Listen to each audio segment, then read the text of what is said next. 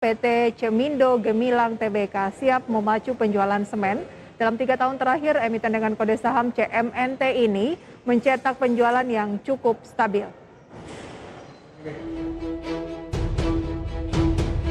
PT Cemindo Gemilang Tbk memasang target optimistis tahun ini. Produsen semen dengan merek merah putih ini menargetkan penjualan semen bisa tumbuh setidaknya 20% tahun ini.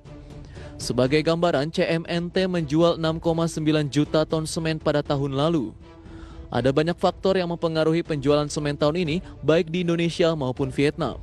Di antaranya yakni faktor pandemi COVID-19, pengeluaran, anggaran di sektor infrastruktur hingga pasar properti. Head of Investor Relation CMNT Yunarto Agung mengatakan, selain menjual semen, perusahaan ini juga fokus mengekspor klinker ke luar negeri seperti ke Bangladesh dan China. Volume penjualan klinker CMNT dalam 3 tahun terakhir tumbuh signifikan.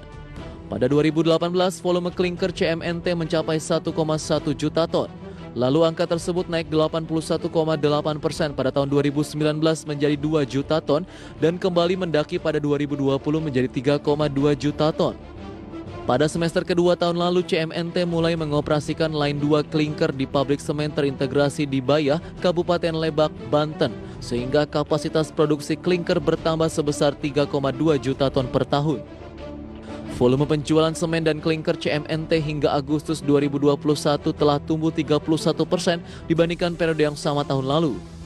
Menurutnya, volume penjualan CMNT seharusnya bisa lebih baik jika situasi COVID-19 baik di Indonesia maupun Vietnam selama April-Juli 2021 tidak seburuk yang terjadi. Pada periode itu, pemerintah setempat sempat memberlakukan tindakan pembatasan mobilitas yang ketat, sehingga volume penjualannya bisa naik signifikan dibanding tahun 2019 dan 2018. Namun dengan situasi yang jauh lebih baik, CMNT memperkirakan prospek industri semen akan jauh lebih mentereng di sisa paruh kedua 2021.